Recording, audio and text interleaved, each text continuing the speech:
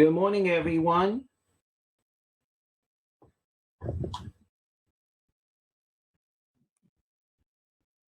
Good morning, everyone. This is Christopher D. Greif. The time is now 10 a.m. Welcome. I hope everyone's enjoying their weather. I hope they enjoyed that last weekend with a 90 degrees hot temperature. But again, welcome to another joint meeting of the Brooklyn Advisory Council and the Brooklyn DD Council. I'm Christopher D. Greif as Vice Chair of the Brooklyn DD Council and the Corresponding Secretary of the Advisory Council. So some of you can call me Track of All Trades. As a reminder, some of you that are coming in now, please put your name and your name, organization, and announcement into the chat at this time. We are going to start right now with first things first, order of business is housekeeping rules. As a reminder to everyone, microphones must be muted. And I will make that very clear as a big sign word. Please mute yourselves. Please do not interrupt when a speaker is speaking. Please show the courtesy to everyone. We cannot have 3 microphones on. The max we can hold is 2 microphones must be on and must be communicated so a person can hear you clearly and very well. We're reminding everyone, some of us uses devices on their headphones. We do not need to shout. We don't need to yell. We don't need to show any disrespectful. Please use the following procedure tools. In your bar or computers or updated tablets, you do have a hand raise. Please use that. If you don't have one, please put it into the chat and say, I have a question. Or I would like to speak. Not a problem. We do keep an eye on to the chat on that as well. Some of us will want to keep the chat private. That is fine. We do check that as well. You can have your camera on or off. But the main thing is the microphone should be on the order button, which is AUDIO, which by now everyone should have their microphones on. And right now it should be on muted. Please make sure you follow these instructions. Curved caption is available. If you want to, that is listed in the More button where you can see that you can click on the caption if you want it. Some of us do have it on, I thank you. But as a reminder to everyone, let's listen very closely for every information we're giving. Now, note this meeting is recorded, so if anyone missed this meeting, they can watch it on the YouTube channel and visit our website, which is the Advisory Council website at www.bfssac.com. This recording will be going in by this weekend. So please make sure if you have a question, please follow that information very carefully.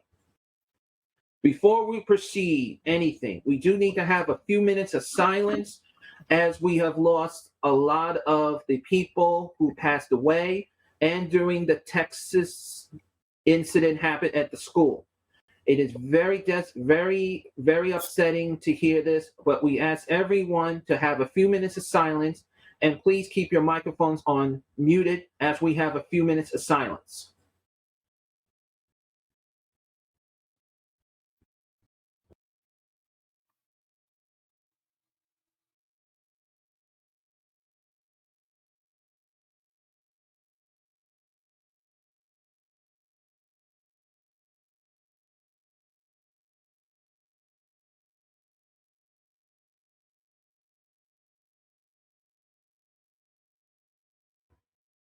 Thank you. Now, our minutes has been sent out. The recording minutes are also available. They were also sent out. I need a motion to pass the minutes.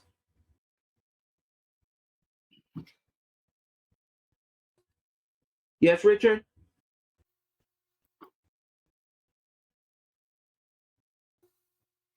I make a motion, Deborah Greif, to accept the minutes. Thank you. I need a second.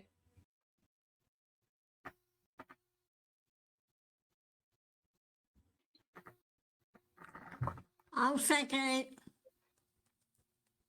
Okay, Ann, thank you.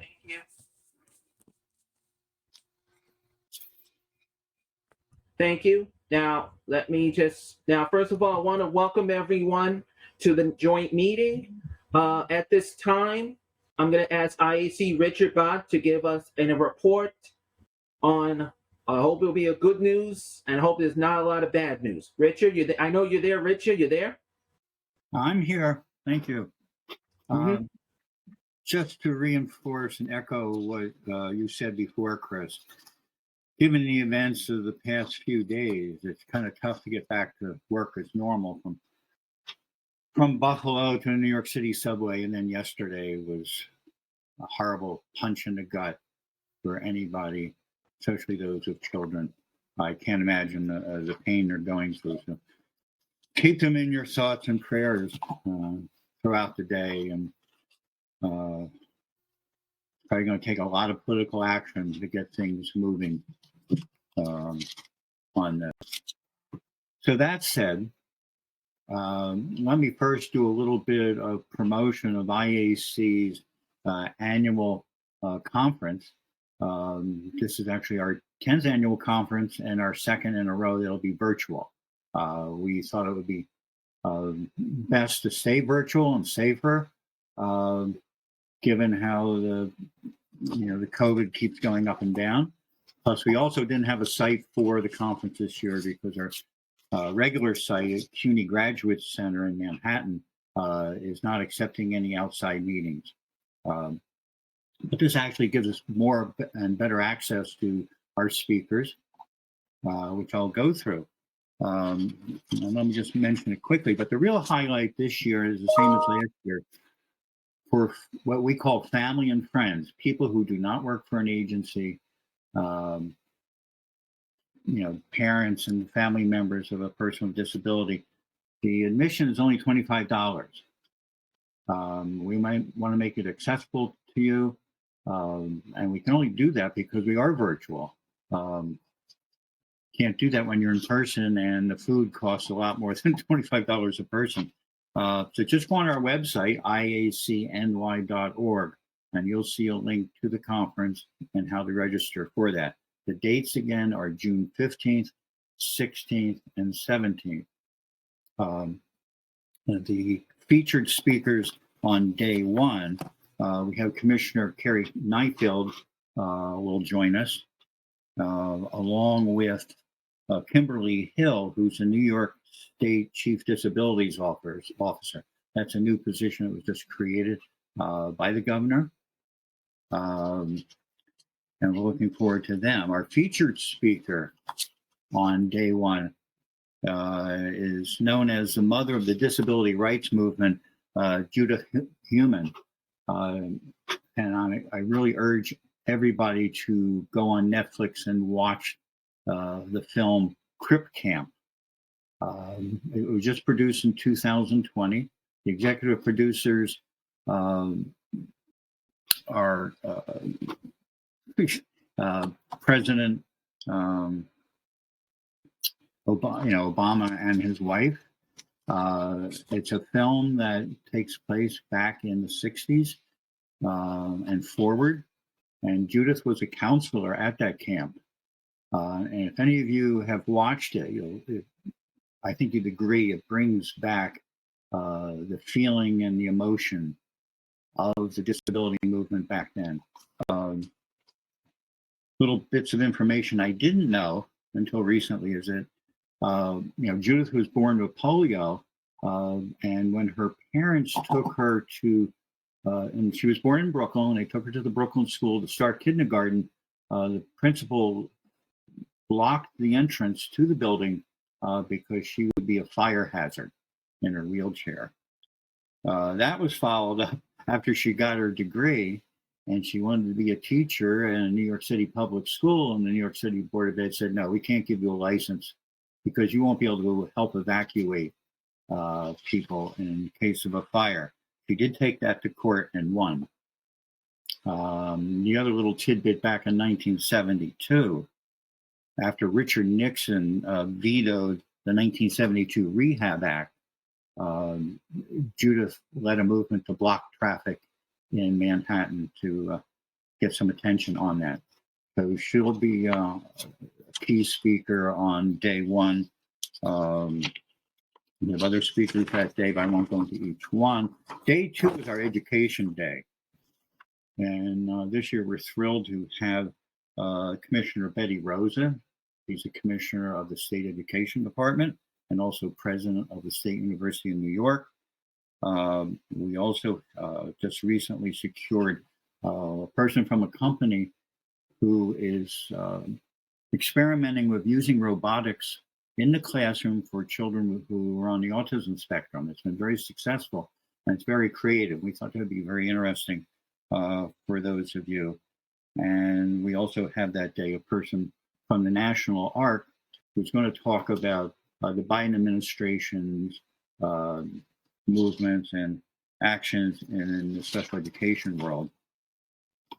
And then on Friday, we are going to have a number of speakers, but including Nicole Jorwick, who's from an organization called Caring Across Generations. She also is very much involved with the Biden administration and the developmental disabilities world. And then we also have a person from Massachusetts on how to become a technology agency, the technology field. So there's a lot on technology, a lot of other features, guest speakers. Again, it's affordable, especially for family members. It's 3 days, June 15th, 16th, and 17th. And you just go to IAC's website and you'll find that. So back to the more local news. In the OPW world, there's a number of things going on with the budget. And I'm sorry, I just have to line up my report on education here. Some of the good news coming is that if you remember going back a number of months, OPW under the previous commissioner and the previous CMS administration, they put in cuts that would take effect on in May of 2021. These were cuts to residential services on the number of leave days a person could have. So there was a limit on how many times a family member could take their child home, or the person could go on another type of leave, and also cut the reimbursement when someone's on leave in half. We also are eliminating funding for vacant bed days. So anyway, that was put on hold, and now it's permanently deferred until the new rate methodology is put in place, and that probably won't be before January of 23 at the earliest. So that was good news. Another thing that really surprised everybody, and it really affected the New York City region, was the to and from transportation reimbursement. And that reimbursement rate is based on consolidated fiscal reports on expenses from this year on the 1920 expense reports.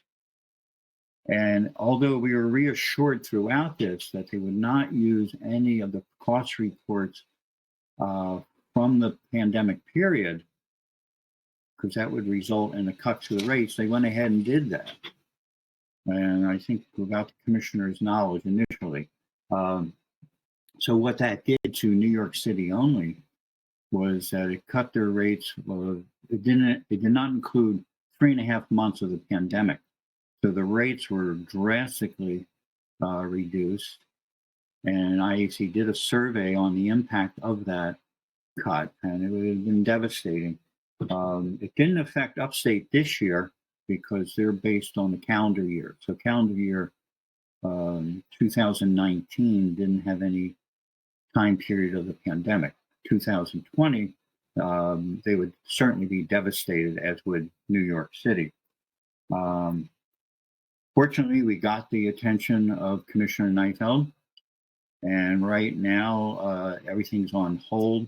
They did recoup money in the first 2 payments recently. 2 providers, they can't give that back, but they are working out a solution to go back to full funding for transportation to day services. That took a lot of advocacy, but again, because of the commissioner and the governor.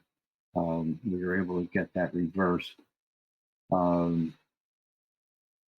Then we have a number of other initiatives called the Workforce Stabilization Initiative under OPWDD, different bonus funds and incentive funds for your direct service professionals, those that are reported in the code 200 on the CFR. And I'm not going to try to go through it. I think the best thing to do is to recommend that you go on OPW's website under Workforce Stabilization, and it gives good definition of what each funding amount is for. But the key thing in each agency is communication. There's a lot of misinformation floating around. You all have staff who work for more than one agency, and they're comparing notes. Oh, when are you going to get paid? I don't know. Oh, I already got paid. So it's very important. And we've been telling our agency executives that you've got to keep the communication lines open so your staff know what's going to happen, where the funds are going. Every agency signed an attestation about the use of the funds. The one area that's been a little confusing, the budget included a 5.4% cost of living adjustment. That's not targeted specifically to any one area. Especially, it's not targeted to those in the 200 CFR code. Some agencies are saying we're going to use that to get to the staff who weren't covered under 200. We're going to use it for other costs that have gone up in recent years that we haven't received any extra funding for. But it's up to each agency, and OPW has not put any specific guidance out on that yet. Central office is still working with CMS in Washington, trying to get the federal share of that money. So as soon as we know that money is becoming available, we'll let everybody know. So the other piece of good news in the budget this year, and I think it's probably Winnie or Tom have gone through this before, but the housing subsidies for those in subsidized housing will be going up to the HUD levels and dropped behind in recent years. That money has not been released yet, but again, keep your eye open for that. Now, I just got the latest information from Chris Strieber, our education person, who just want to make a special point that there's a city council hearing coming up soon. And we've been pushing very, very hard on the salary parity issue for our 4410 preschools and our school age programs, because every other child care sector in New York City is following the salary parity with the Board of Ed teachers, except our school. So right now, the 4410 preschools are the lowest paid staff, teachers in the city, and they're working with the children with the highest needs. So there is going to be a hearing. If I can find the date, I will share that. Probably most of you know that. But let me just check the report that Chris just sent me.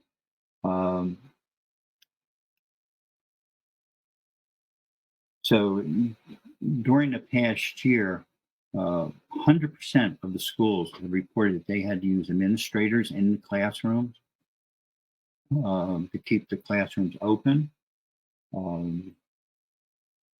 There's approximately 900 preschool children who are waiting at home to be served. There's almost 100 preschool classrooms have been closed in the past year because they don't have special ed teachers or special ed assistants. So the condition of our preschools and school age programs has worsened. Now the governor came out in her budget and said, we'll give you 11% increase in your rates. But the convoluted way that the state ed rate methodology system works is you have to spend that money to get it. So in the worst fiscal season in history in New York State for our schools, they're supposed to spend an extra 11% so they can get that money in 2 years. So there's been a lot of work with the legislature, with the state ed department, with the governor's office and division of budget. And we and the other associations have been working hard, and it looks like it will happen to get the main parties of that to talk: legislature, division of budget, the governor's office, and state ed. But hopefully something will come about from that to really rescue our schools and start serving our children again. So with that, I think that's the highlights of my report. I don't know if anybody has any additional questions. Richard, this is Chris. Before we do that, let me check with Joyce and Deborah. Do they have any questions for you? Joyce? All right. No. Good morning, Richard, but thank you for the Hi, information. Sure, no problem. Yes, Deborah? hi, Go ahead. Richard. Morning. I have a question. I want to clarify something. You're saying the parents, individual, it's $25 for the whole conference or $25 per day? For the full conference. Okay. The other thing is, I'm curious to know, did you get any updated reports reference to any family support services? Or are they going to be cut, or nothing has been said? I haven't heard either way, but I will check on it, Deborah. Thank you. I know they put out new guidance on family support reimbursement that a lot of people weren't happy about. That's true. So I'll check on that again, and I continue to urge you to get the commissioner's ear on that. We're at a very fortunate time now, and I'm not just promoting Terry Neifeld because I think she's doing a great job, or I know her, I don't know her. But after years of service under previous governor administration, and every year we're just fighting tooth and nail to keep what we have. What's happening now is such a breath of fresh air, and we just want to keep going that direction. So if there are issues that need attention, now is the time to bring it up, and because we do have a commissioner and a governor who are listening.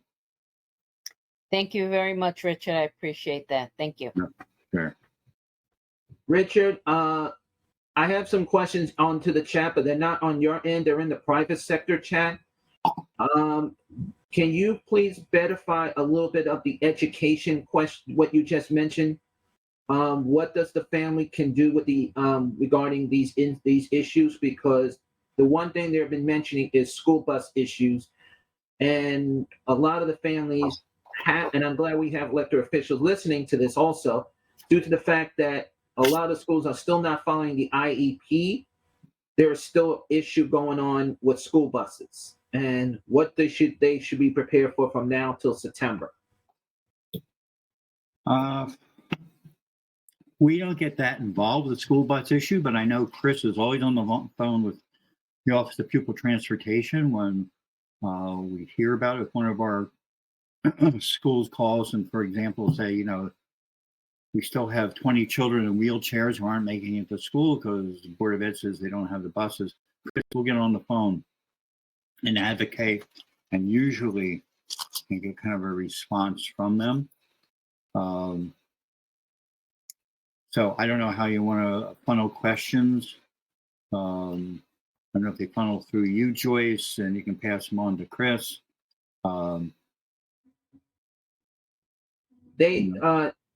Richard, this is Chris again. What's been going on, just to give a follow-up, and Joyce, I think you've been hearing this also at the meeting as well. The concern is right now, I don't know if this is affecting the agencies with the early childhood, because I know that we've been receiving on two hats I have to wear.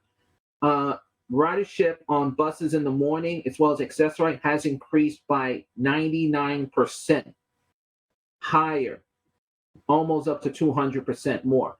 The problem is it is very strainful for them, and what's been going on since September, they are transporting students, but not enough special ed students. So this issue has been going on, and we have mentioned this to Chris Treber before. But what the families are asking is, what can they do from now? I know there has been a rally in between Brooklyn to Manhattan and Manhattan to almost every borough. But the concern is students want to go to school. They're not travel trained. And right now there is no travel training at the schools right now because they're not even there. And the one concern we need to watch is parents going to have to travel on the trains if it's, if they feel safe, or the city buses. But as you know, buses are getting crowded. Trains are going to get more crowded. Ridership is going to rise again. But a lot of the parents want to use the school buses on this. So this is something that needs to be definitely on a yellow flag or a red flag, needs to be watched more thoroughly, because there were a lot of the schools in District 75 and non-District 75 having this issue. Yeah, and I'll mention that to Chris again. I mean, it's a school bus issue, any kind of a bus issue, even our adult programs. One of the major problems is getting school bus drivers. Right. Excuse me, I wanted shortage, just like trying to get direct care staff in our programs, or teachers or teacher assistants in our schools. But there is a manpower issue. Okay, before you go on, I just want also to let you know that at times I do use Accessoride, and I've been on Accessoride with individuals with their parents, taking them to their adult day programs. And I'm not sure if they've been doing that with Accessoride, because many of the District 75 students do qualify and have it. So we need to also look into that, can be assistance, because to help. We should try to advocate for the Department of Ed to reimburse the families for the Accessoride, or also put them in with fair fares too, because fair fares doesn't come out of the MTA, comes out of the mayor's office, and then they maybe can HRA. Yes, and this way we can get them HRA, but not the MTA. That's another way of getting them into school, so we can look in that too.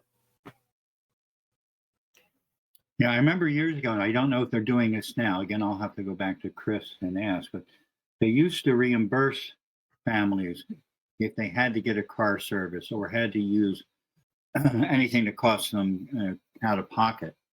But I don't know if they've picked up on that again. There's still some issues there, but it's still a flag that needs to be double checked, Rich, and I agree with what you're saying. Yeah. Okay, thank you for your answers, Richard. Sure. Joyce, you had something to say, because I thought I heard you. I can. No, I just wanted to say I'll follow up with Chris as well, and Crystal, who does the IATS transportation, is for the adult programs. I know they're putting buses back on slowly but surely. Companies were devastated by COVID as well. They lost drivers, they lost matrons. People don't want to come back to work, so they can't run a bus if they don't have the staff either. But they're making some strides in that as well. So thank you. Joyce, I agree with you 1,000,000% on that. Does anyone else have a question for Richard? Wow. I'm just double checking the group. Give me 1 second, Rich. I'm just double checking. No, actually, Richard, I think wait, hold on. We have a hand raised. Please tell me it's someone. Who had their hand raised?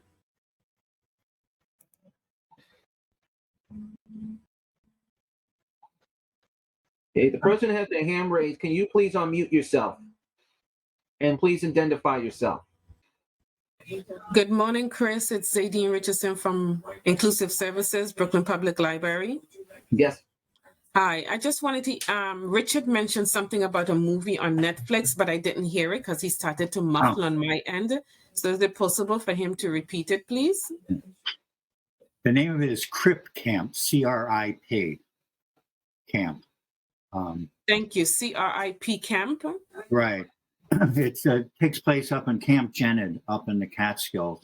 Those of you who have been around as long as I have, and probably not too many of you have, but that was a camp a lot of our folks used to go to in the summer, very popular.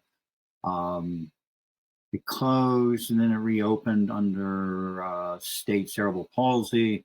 But I just remember some of the people I worked with, that I was a case manager for, were really upset when they closed Camp Jened. So I'm looking forward to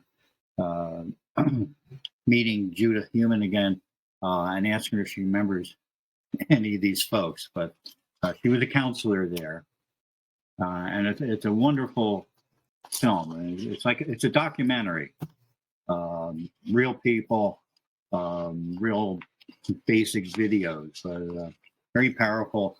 And how she, advocated for the American with Disabilities Act. So put that on your must watch, and it's not a long film, and it's on Netflix.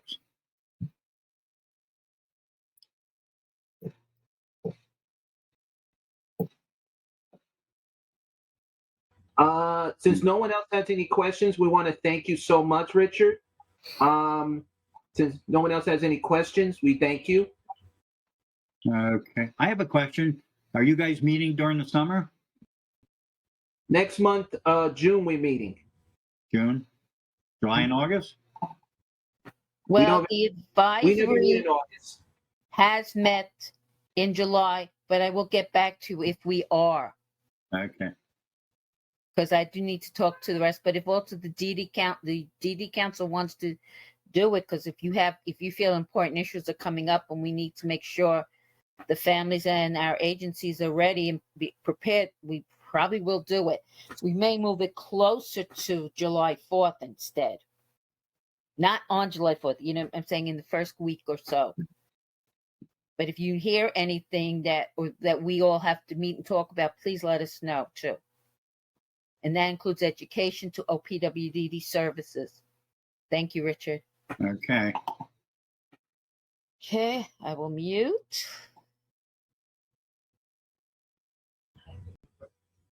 Yes, thank you. At this moment right now, we'll ask Lucy, I know you're here. Do you want to give out the Brooklyn DDR report?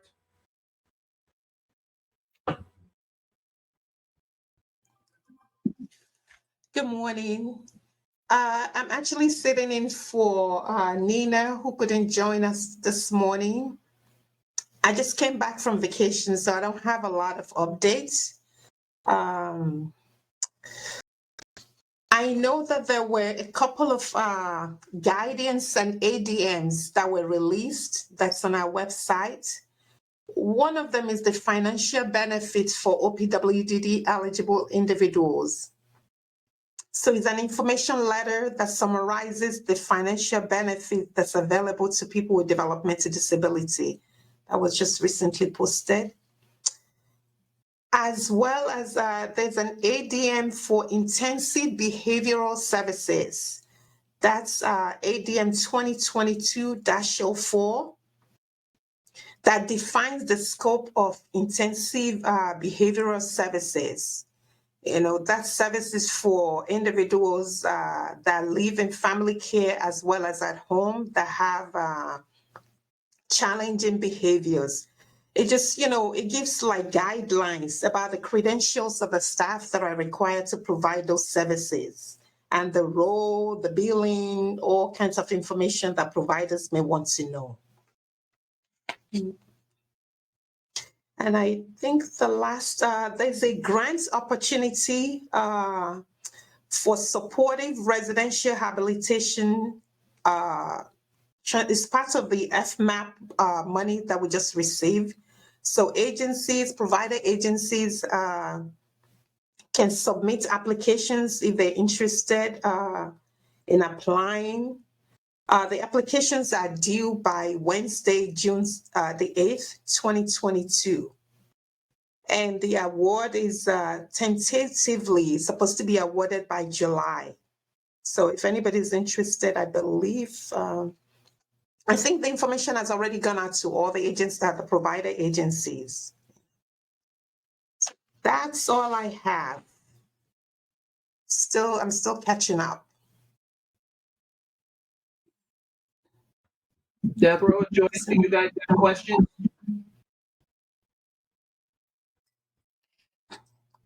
Welcome back, Lucy. No, I don't have any questions. Thank you. Guys, hold on a second. We have someone interrupting in our meeting, and whoever's microphone is on, I'm going to remind you that is, please keep your microphones on muted. On mute. Right now, Deborah, and I know Joyce just said she had nothing to add in. Deborah, do you have something? I'm going to double check making that Yes, sound. I do. But first, I want to say welcome back, Lucy. I hope your vacation was restful. The question I'm asking you, and if I'm not sure if you know, are there going to be any informational sessions for the new changes for the family reimbursement admin? Do you know of that? I'm afraid no. I don't know. I think Janet Davids, is she on this call? Yes. Yes, she is. Yes. There will be a training on June 14th for providers, and families are also welcome to join in. I don't have the specifics as to how to join in, but we'll get that to you, Deborah, and you can kind of spread that around.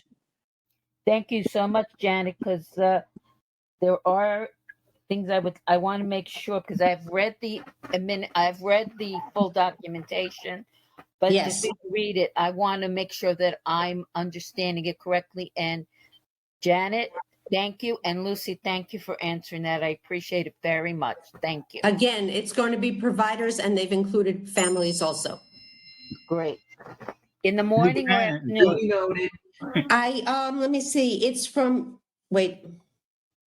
from 12 noon to 1:30 p.m. on June 14th.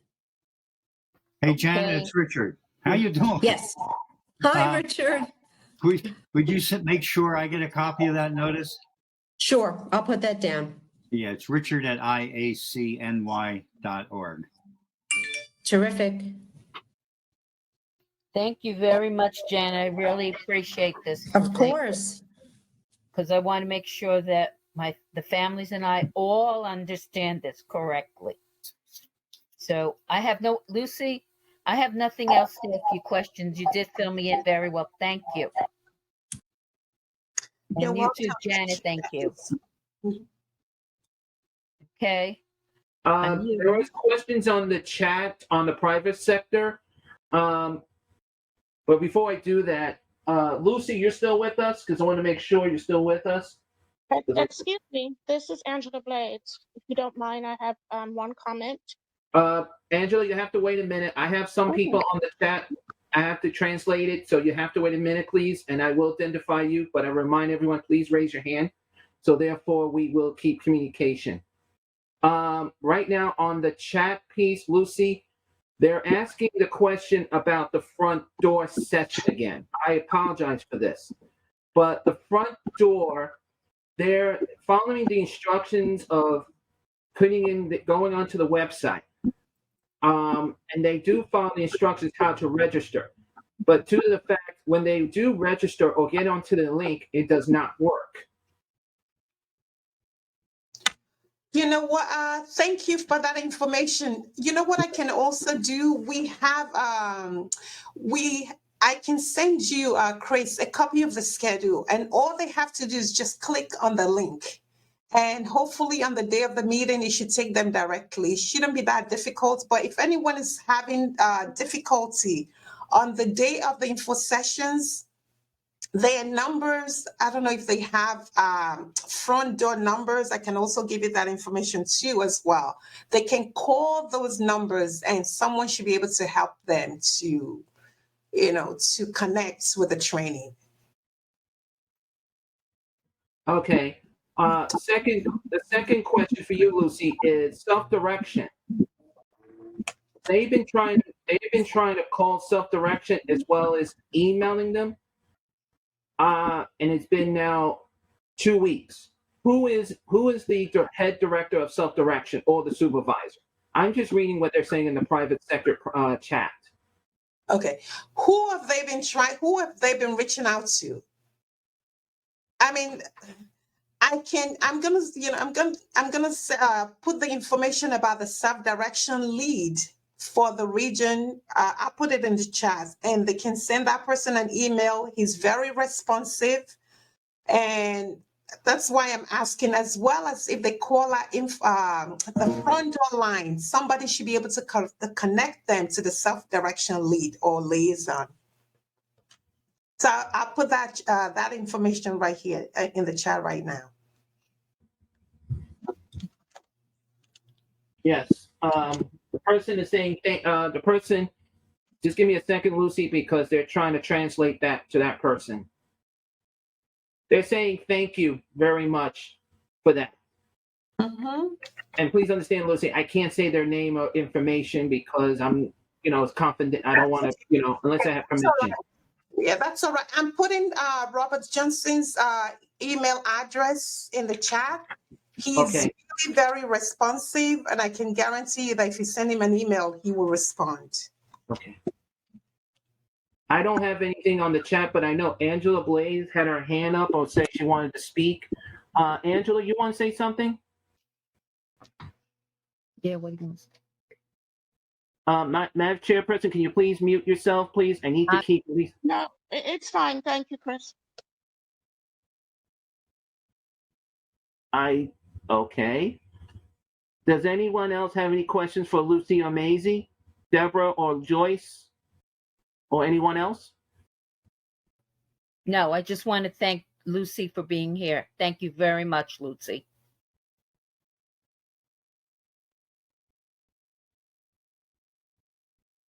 Lucy muted. Lucy, did you hear that? Just want to clarify.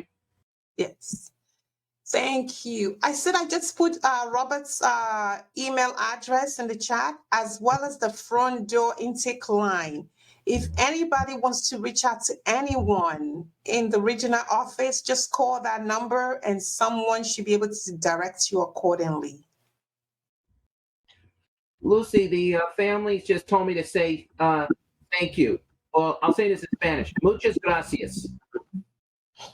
You're welcome. Yes. So everyone, please make sure you have that information on that. So since no one else has any additional questions for Lucy, we'll move on from Lucy. We want to thank you, but Lucy, I say this: welcome back. I'm glad you're nice decoration behind you. I hope, Lucy, you can stay a little bit because I have a surprise for you, Lucy, later on. No, it's something to cheer you up in the Brooklyn sector and Queens. You've been asking me this as well as the DRO. So I hope you can stay on. It'll be coming on a little bit late, like close to 11. I can stay on just for a few more minutes. If not, don't. I'll just say this. I'll send you in the email. All right, thank you. That's much better. No problem. Due to the fact I know both chairpersons do have reports, who's going to go? I think, Joyce, you want to go first, and then Deborah will come right behind? Yeah, that's fine. Thank you. Yeah. Mm-hmm. You ready? I'm always ready for you. I'm not changing the screen. I'm trying to keep it simple today. Keep it moving. Okay. Well, thank you, Chris. And I wanted to welcome everyone to the May Brooklyn DD Council joint meeting. First, I'd like to take a few minutes, like Richard did, and acknowledge the horrific events that have occurred within the last 10 days, 11 days. First, the Buffalo shootings that happened on May 14th. This was a senseless, evil, and racially motivated hate crime. We are all saddened by this event. Our hearts and prayers are with the victims and their families. We stand in solidarity with the people of Buffalo.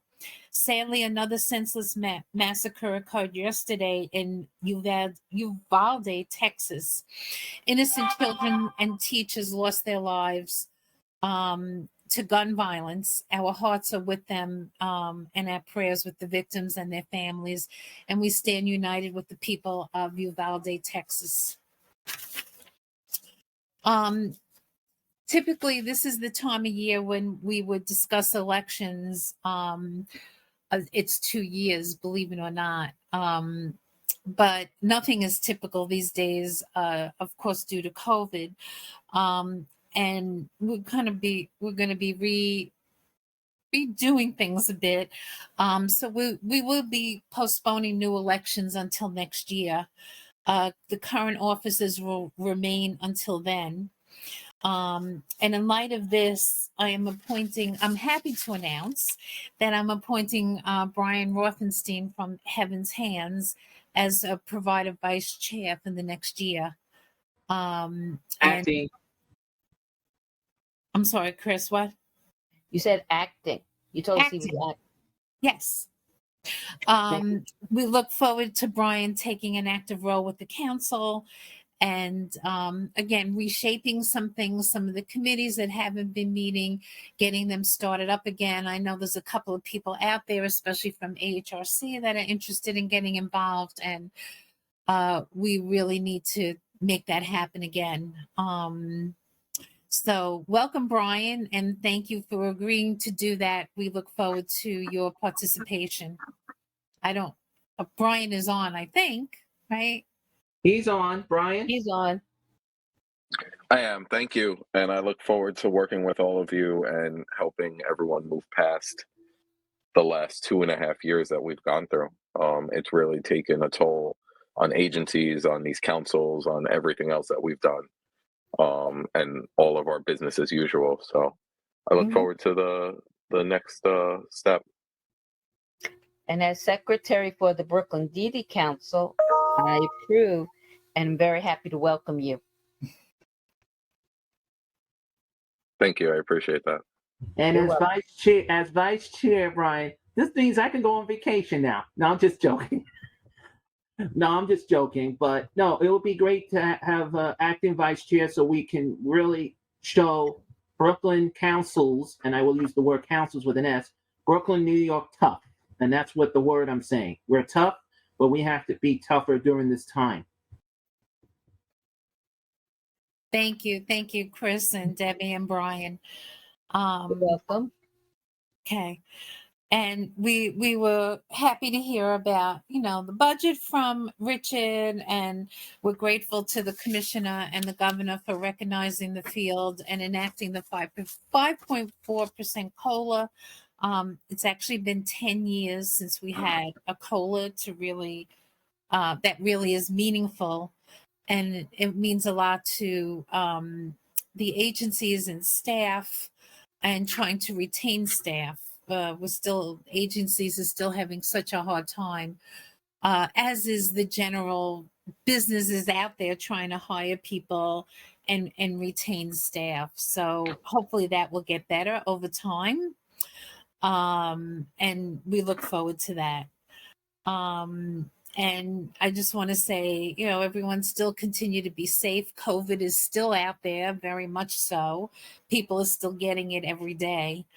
And I wish everyone to have a safe and happy Memorial Day weekend. And we'll see you in June. Thanks, Chris. Before we go to Deborah, does anyone have any questions for Joyce? Before I do that? Because I don't want people to say, "Oh, I had a question for Joyce, but you skipped me." So I want to make sure I'll be fair. Okay, Joyce, no one actually has a question for you. This will be the first. Oh, wait a minute. Here is one. Okay. Joyce, they're just saying this is a very easy one. You have tissues near you? Why? Yeah. Why? Yeah, why? Manic Grive, can you please mute? Because I can't have 3 mics on. I gotta keep the system stable. It's working fine. I want to keep it simple. Joyce, they're saying thank you, Joyce. They want to say thank you to you, Joyce, as well as Deborah. But I will save the Deborah part for later. But They're thinking because they like to come to this meeting is a joint meeting. They say it feels good to see everyone working together as a team. Oh, thank you. Thank you. We hope to continue that. And I'll drink to that It's later. very important. So those are all the thank yous from the two groups. They're all saying in both languages, thank you, thank you. Okay, now going to DD to advisory. Deborah? Now,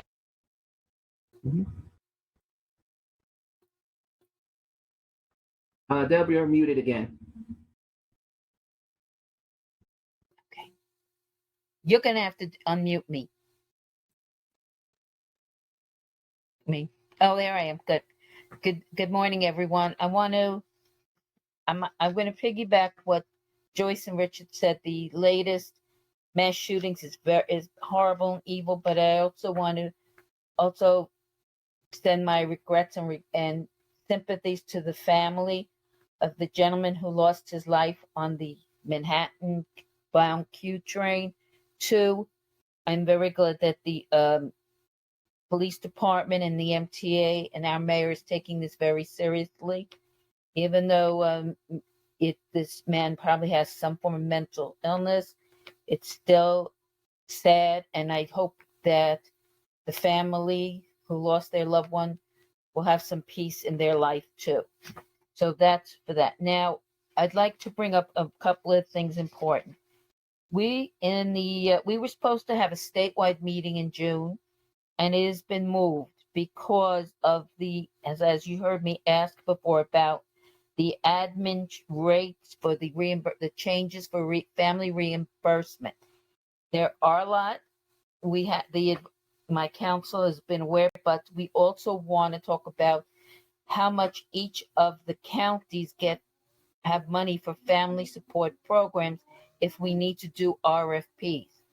So since they have to ask us to reschedule. The chairperson, Chris Pelagia, agreed to it. So the meeting will be held in July 15th at the moment. When we get that, we will send people the links so you can observe. And if you have any questions or things you would like I'm representing Brooklyn, I'll be very happy to bring their questions to them for you. Please understand that the advisory council statewide on all 19 council members who represent the councils, we're not fully in agreement with everything, but we understand things unfortunately have to go forward.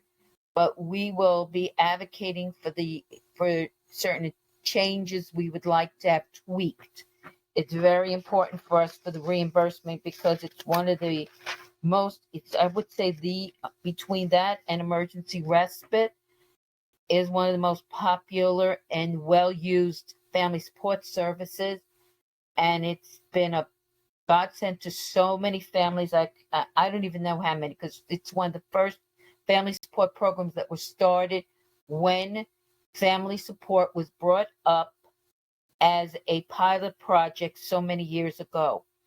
So we, the advisory councils, want to make sure that the very needed and important family support services that help families come into OPWD for their child or family member to get the correct services, we are still advocating very strongly, and we are appreciative that we do have a governor and a commissioner that is hearing us. So I just want you all to know we didn't say we agreed with everything, but we are going to still advocate for the appropriate changes. We will meet again, of course. I want to wish in June, but I want to wish everybody first a happy Memorial Day. I also want to thank all the soldiers and armed force service members who have been there to help keep us safe and alive. I also want to do an early wish. Our meetings will be probably after Father's Day, so I want to wish everybody a happy Father's Day too, and a belated happy Mother's Day. So with that, I have nothing else to bring up. If anybody has any questions for me, go ahead, ask. There is no questions at this moment. I just said thank you, what they just said earlier. I thank you're welcome, but I also thank you because by you participating with us, you're letting us know which programs and services are working. Because our role is to advise OPWDD of the programs, services that work well. We like to tweak them when there's a little issue. We want them to be financially secure because we need these help and services. I also want to add one more thing. I am very happy that our people who do direct care have gotten a COLA raise because believe me, most of them really love working with our families and especially the children. And we can't thank you enough for all the help. So we're glad you're being finally also financially recognized. With that, we will see you. The advisory council will meet with the joint one with the DD council in June on the 22nd. But with that, I'm going to thank everybody, and let's continue on with the agenda. Yes, and I'm glad you said that. And for the next joint meeting, it's on the 4th Wednesday, June 22nd, right there. Jan Davis, you had a question? Oh, because all of a sudden you popped up. Oh, sorry, no. Okay. June 22nd is the next joint meeting, and I remind everyone, please make sure that, we do send reminders, but I remind you, it's on our website. It definitely is on the Facebook page. It is on our email. When you email us, you'll see the meeting thing. It is not that hard to do. So now I'm going to move on to the subcommittee reports. Joyce Levin, you need to add anything on the subcommittee reports? Not yet. I'll have something on the transition committee probably in June, but not for this meeting. Okay. I know that Carrie had to leave. I know Richardson is here. Does she want to give a report from Carrie? Hi, Chris. The only thing I have is I think you already have it is of the programs, the upcoming programs that we have in June. Mm-hmm. The music for autism, and I think she sent you a copy of it, or I can just copy and paste it in the chat. Just copy and paste it onto the chat. Okay. I have no one. If anyone has any questions, they can please forward it right to you to your chat. Thank you. So, okay, no problem. Thank you. No problem. We're moving really good today. I know Rose is not with us. I know Rose has been so busy. I hope she's breathing. But Deborah, you are the co-chair of the Provider Information Committee. Can you please give us an update? Yeah. You got to fix your mute button because you're going too fast with it. Hello, everybody. Yes, we had our last meeting for the provider information on Wednesday, the second Wednesday. It was May 11th. I'm already rushing for June. Sorry. What we did was I updated and I read from the admin and explained the new reimbursement guidelines. We showed there's new forms that are going to do justification. We also showed there's two types of forms if you want goods and services. I showed for emergency respite or respite needed. As everyone said, we were just discussing the new changes coming up, and we were looking forward to all the information sessions that OPWDD will offer us on that. It was a very well attended meeting, and I appreciate that we all were able to work together to ask the questions we needed and to understand what's needed.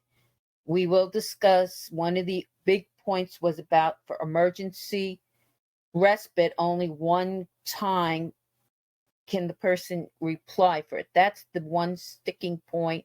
The second one, which was minor, but that can be handled with justification, is they want you to go for, like example, your child may need, I'm not saying get Air Jordans, I'm not saying get these fancy sparkle, But if your child has special needs because of the problems with their feet, that you explain why you cannot get a $30-$40 pair of shoes at like Target. You have to have a specialized shoe because of your child's problem with their feet.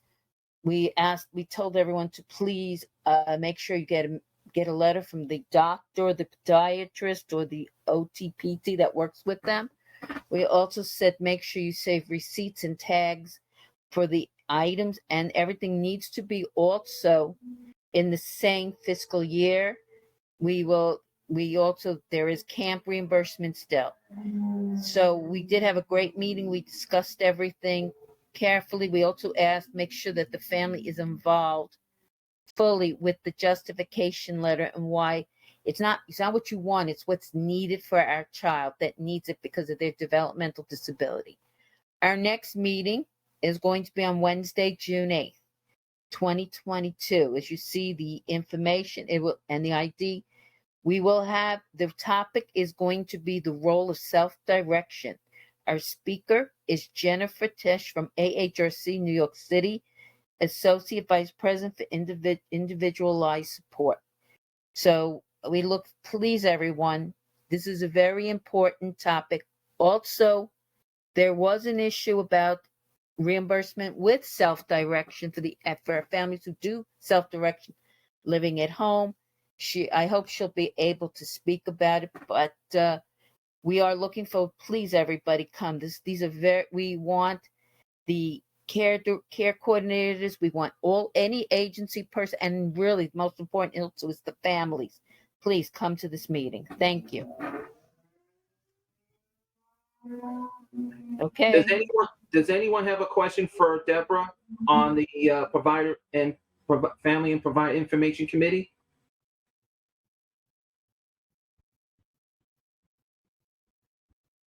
Hearing none.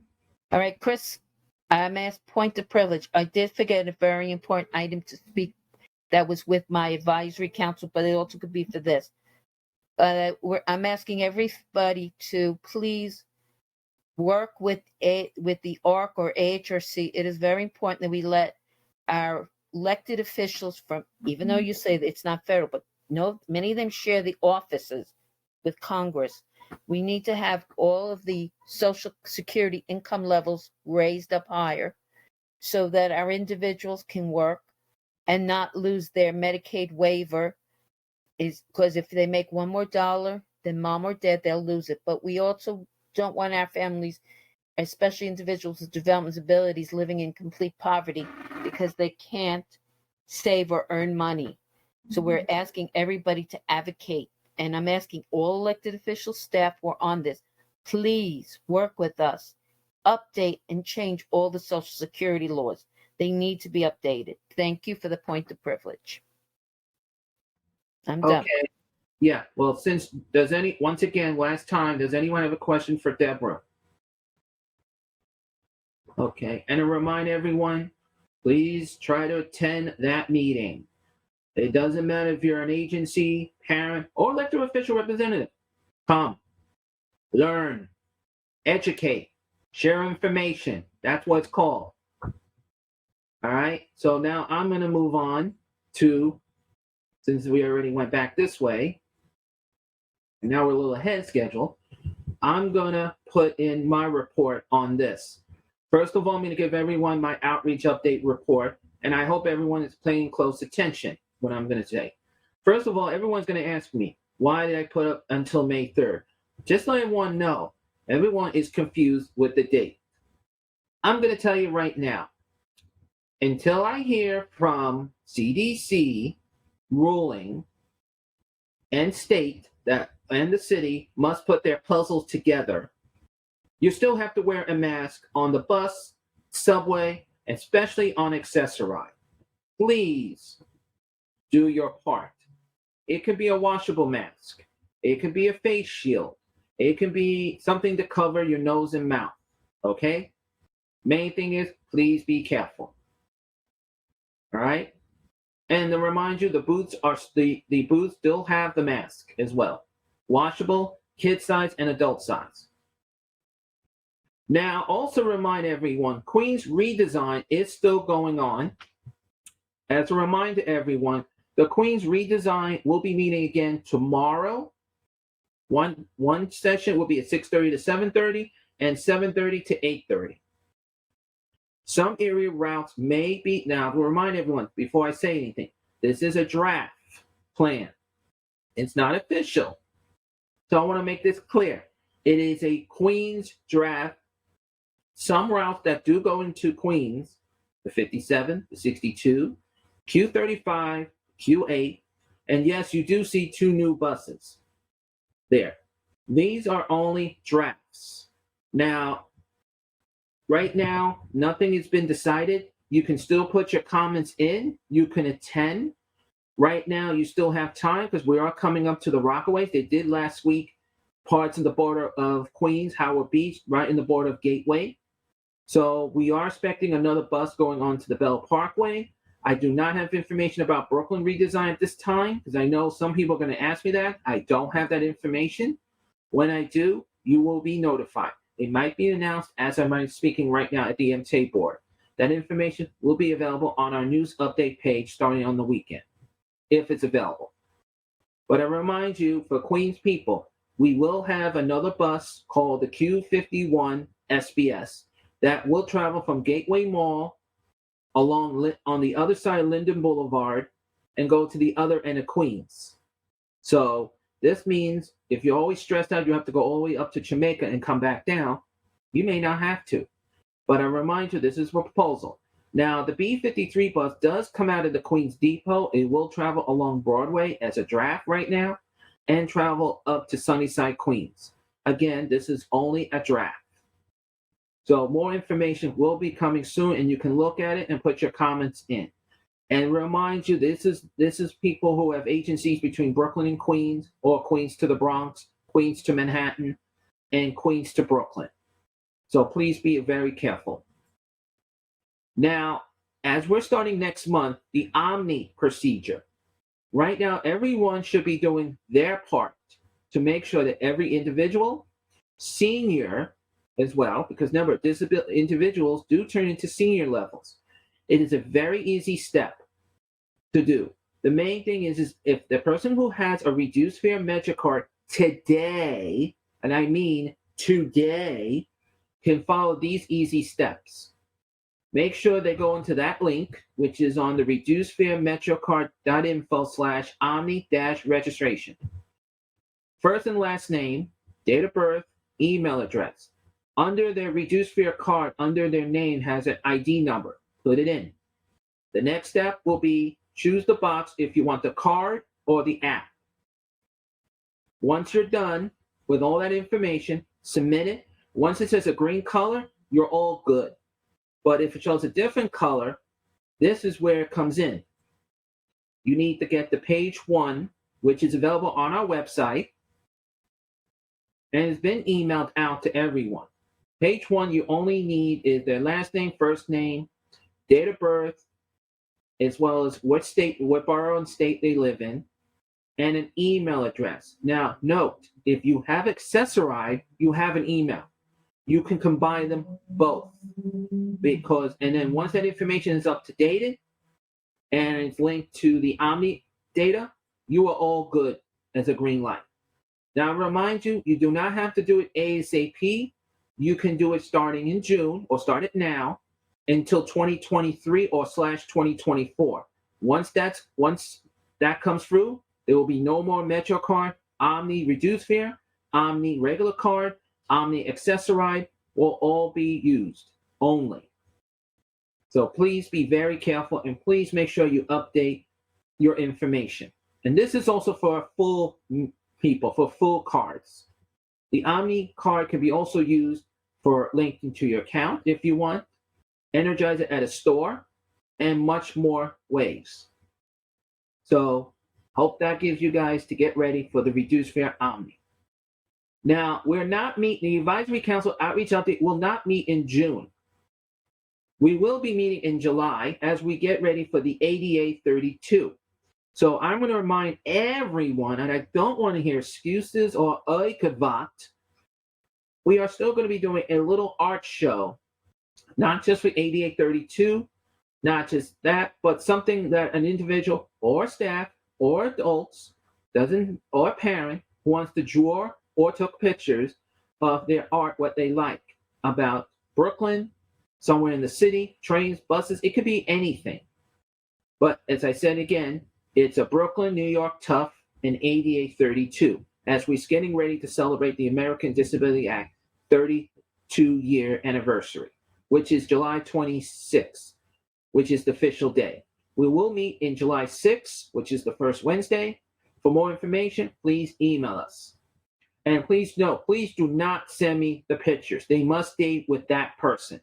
You can show it, and we will be sending out that information later in next month.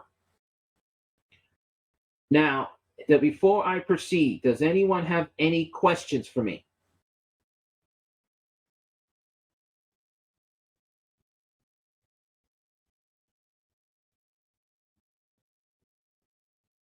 I guess not. Before we move on to announcements and everything, we do have a lot of elected official representatives. I know I have seen a lot came in. I want to double check if they're here. Hi, everybody. Thank Maria you. This Mark is Maria from Mark Assemblywoman from Weinstein's office. Assemblywoman Helene Weinstein's office. I hope you are all doing well. As Debbie had mentioned, happy belated Mother's Day, happy Father's Day, happy upcoming Memorial Day, happy Juneteenth, the whole nine. It is absolutely terrifying, the news that we had heard from Texas, the news that we had heard from Buffalo. And, it's so redundant to continuously say hopes and prayers. But, there's definitely so much pain going on in the world. And we hope for peace. That's, I think, something that is everybody wants that. So I did want to have just a few quick announcements. Our office has free COVID tests for folks. I know a lot of different offices, the library systems have it. We're at high COVID rates right now, so it's really important and really key for everybody to get tested. It just seems like every day somebody else is calling me saying, I just tested positive. And if we don't know what our status is, we won't know to be able to isolate ourselves. So at least until we can get better and that we're not transferring any kind of illness to our loved ones. So that is something key. I know that Chris has mentioned the Metro cards and Omni and everything. We will have the half fare Metro van at our office on Tuesday, the June 7th from 10:30 to noon. It's here once a month. Anybody who may want to either put some money onto their Metro card, they only accept cash, but also if folks want to sign up for a brand new card, whether for age reasons or for disability status, they're able to do it right here. You don't even have to take the photo. They'll be able to do all of that right on the bus. So that's something that's really key. Folks can save a lot of money from that, and it's really, really important. And thank you so much for having us. I know that this has been a really interesting conversation and very important. And I just want to add that the documentary on Netflix, Crib Camp, was actually incredibly eye-opening, and it was so informative for all disability history, or not all of it, but so much of it, and where we are right now and how we got here and the advocacy of just a few folks. And so it was very inspirational that, everybody thinks that I'm just one person or so. It was just something that was really, really wonderful to see. So I also want to endorse watching that documentary. And so thank you all again, and have a wonderful rest of the month.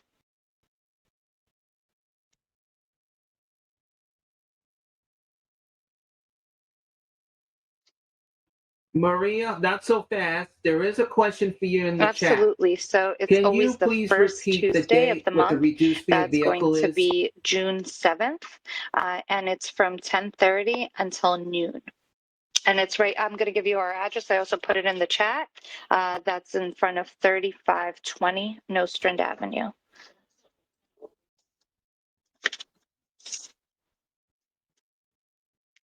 And the corner of Avenue V, folks. Thank you so much, Chris. It's That's in correct. the local stop of the B44 and B36. I know because I have to go there to update them with the make sure they have the Thank you updated so much. brochures. That's Because very now kind. you're there, I can sleep now. All of the folks, I mean, it is a little bit of a line because everybody tries to come. So try to come on the earlier part for any folks that will be coming, whether this month or any other month.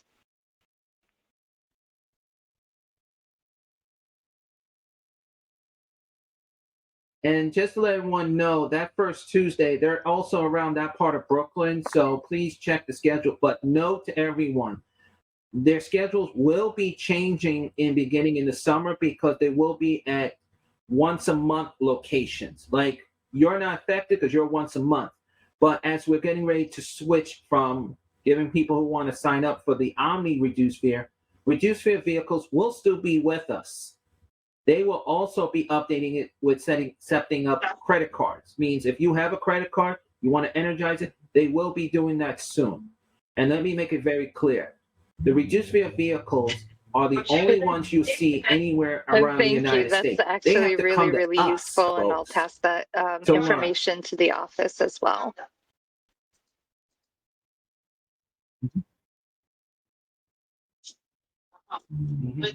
Thank you, Maria. Before you go, let me just double check. Does anyone have a question for her? And just letting you know, that's her speaking and the people behind her in the office. So. All right, I will be very Maria, happy to no give one that has a out. question, but I know everyone's still asking for your autograph you all still. have a wonderful day. Thank you. Mm-hmm. Thank you. Do we have any other elected official representatives here? Because I know Maria is easy to identify because she writes AM representing Weinstein. Thank you. Just want to double check. Do we have any other elected officials, representatives here before I proceed? I know we had two. I'm guessing they left, so we thank Maria. Let's move on to our announcements. As a reminder, everyone, please raise your hand so I know who is going to be doing announcements so we don't have any fights and tagging on anything. And I already figured it would be Dolores Kahn first because I had that was going to bet, but then I said, no betting today. Dolores Kahn, you're on.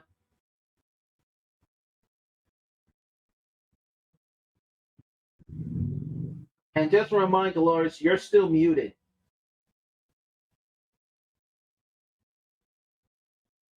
Okay. Much better. 1 second. Okay. All right. We can hear you loud and clear. Now you can hear me. Hi, everyone. My name is Doris Kahn, and I am the Outreach Coordinator for New York State Institute on Disability. We're a family support agency. I want to let everyone know that we have openings in our crisis management program called the Brooklyn Parent Empowerment Program. This program teaches parents how to manage the behaviors of their children more effectively. The provider works with the parent to empower them to not only deal with the challenging behavior, but to equip them to cope effectively with the challenges that may come up in the future.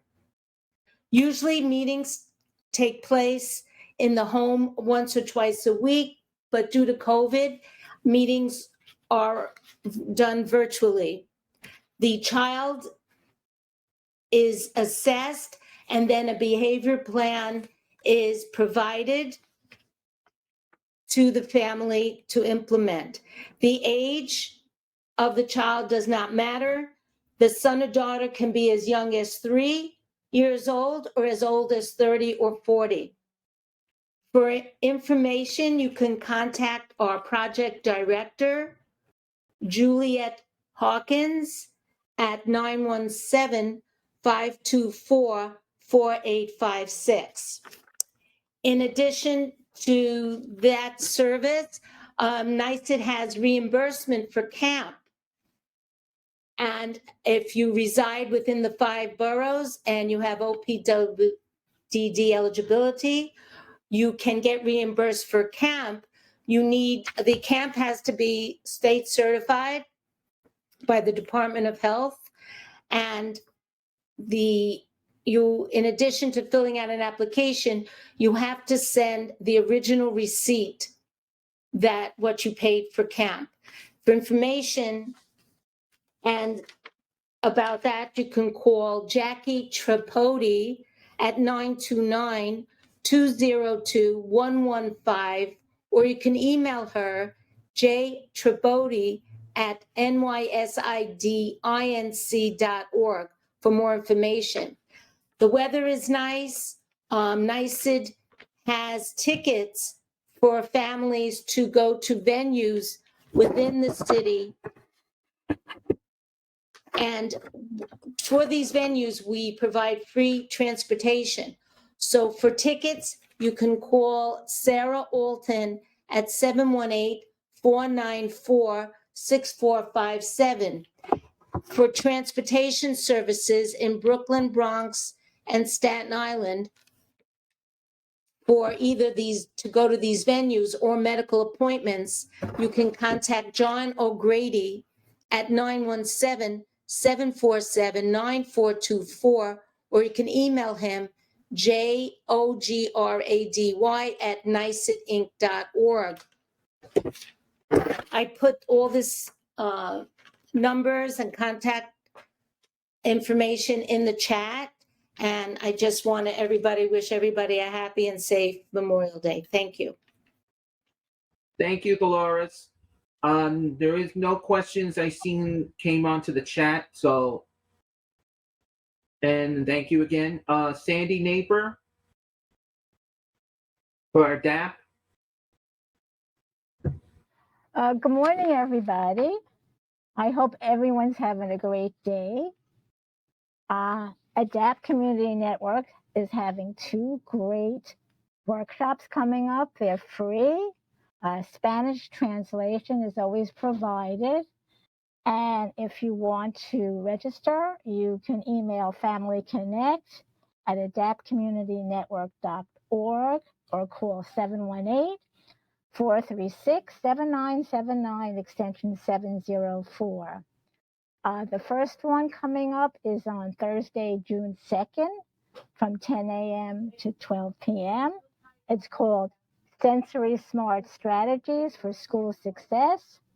Lindsay Beal, a noted pediatric occupational therapist, will be joining us to tell us about real-life tips and proven techniques that can help children maximize their school experience. And the next one coming up is on Wednesday, June 8th, 10 a.m. to 11:30 a.m. It's called The Role of the Developmental Pediatrician. It's going to be presented by Dr. Lisa Schulman. She is a developmental pediatrician at the Rose F. Kennedy Children's Evaluation and Rehabilitation Center. And she'll be talking about what the developmental pediatrician does and how a developmental pediatricians can help you advocate for your child getting the appropriate services and support. And we hope that you will join us and have a great Memorial Day weekend. Thank you so much. Thank you, Sandy. Does anyone have a question for Sandy? Thank you, Sandy. You're very welcome. Wayne from My Time. Yeah, hello, Chris. Hello, everyone. Can you hear me? Wayne, New Jersey can hear you. Okay. I can hear. Okay, we hosted a prom giveaway on Sunday, and we still have some more gowns for if anyone need, and a couple of suits as well. So if anyone needs, or you know a school who's hosting a graduation and they need gowns, they could email info@mytimeinc.org and you could come and pick them up. We are 640 Parkside Avenue between Rogers and Nostrand, or you could call us at 718. I forget the phone number. Just email us at info@mytiming. I forgot the phone number. Thank you. Bye bye. Wayne, not so fast, sir. Yeah. Don't you mute yet. Oh, what's up? Please repeat the address again. The address is 640 Parkside Avenue between Nostrand and Rogers. We're at Suite 502. And also everyone, we just celebrated our 15th anniversary. 15 years of My Timing. Thank you. Wayne and Marcia are growing up. Yeah. We're getting there. No, I didn't say that word. You know what I'm saying. You're teenagers. Yeah, okay. You went right into that, Wayne. Okay. So thank you, Wayne. Let me just check. Library mention. Maggie from ACA from New York. Do you have an announcement or any updates you want to add in? Megan? ACA? No, we don't have any announcements today. Thank you. Okay.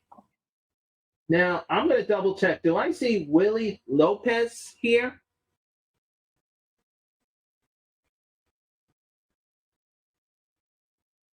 Willie Lopez, do you have an announcement?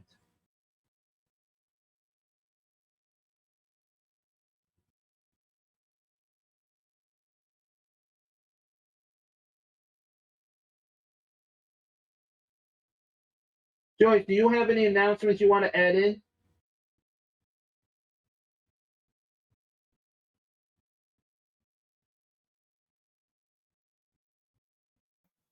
I'm guessing Joyce is stuck in her phone.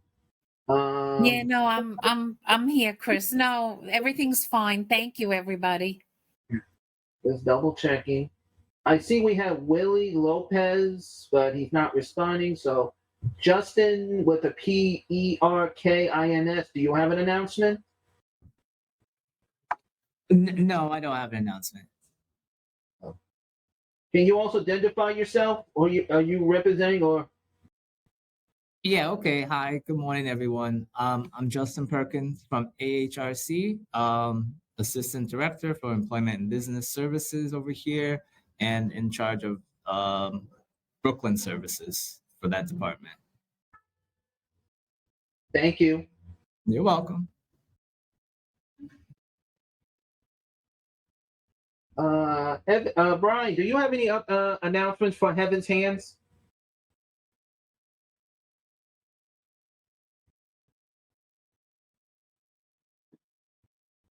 Brian? Heaven's Hands has availability in site-based Ahab. We have location at Sunset Park in Industry City, and also in Brownsville, East 98th Street area. We also have community rehabilitation throughout Brooklyn, and site-based respite, like a recreational program on the weekend, as well as after-school programs. If anyone is looking for any of those programs, you can email intake@hhcsny.org. Brian, before you unmute, they're asking you, can you please put that onto the chat, please? Definitely. Thank you. Lily Lopez, I see you're on.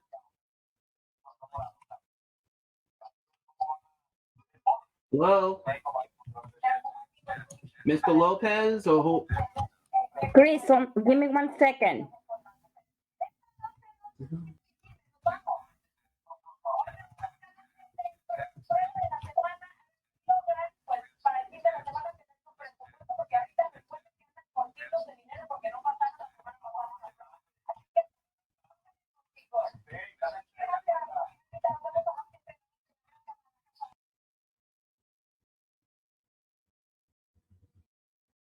Okay, we do have someone else just put their announcement. Do they, Taya, I can't say, do you want to make your announcement since you just put it into the chat? Hi, this is Tara Krasuski. I do not necessarily have any announcements, but I just wanted to give you that information before hopping off because I have another meeting at 11:30. Mm-hmm. Can you explain what it is, please? Because someone's asking you that. Well, I do not have an announcement. I'm sorry. You just put something into the chat. So I'm double checking. Chris, it's Liliet Lopez. Can you hear me? I can hear you loud and clear. I apologize. I'm new to Ring Central and getting used to it. Don't worry, but just remind you, it's the same system that it's on Zoom or Microsoft Teams and any devices. Awesome. So you have an announcement. I do. I'm from Night Connects. It's a program that connects people with any disability, any age, to resources and services. So I did put our contact information in the chat, and thank you.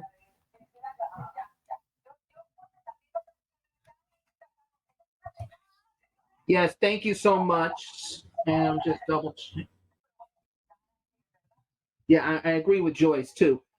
Since no one else has an announcement and now it's 11:31, just to remind everyone, as I made my report earlier, please make sure you share that information to your families also. And hope everyone, please enjoy your Memorial Day as we enjoy this beautiful beach water, have a little peace, a little love on this. But we hope to see you all at the provider information as well as the next joint meeting. So Joyce and Deborah, do you want to say anything else? No, everyone enjoy your weekend. All I'm going to say is the same thing. Everyone enjoy your weekend and stay safe. Thank you for all attending. Thank you. You're welcome. Thank you, Janet. Everyone, have a great day. Enjoy this weather. Bye for now, everyone. Meeting adjourned. Bye. Bye.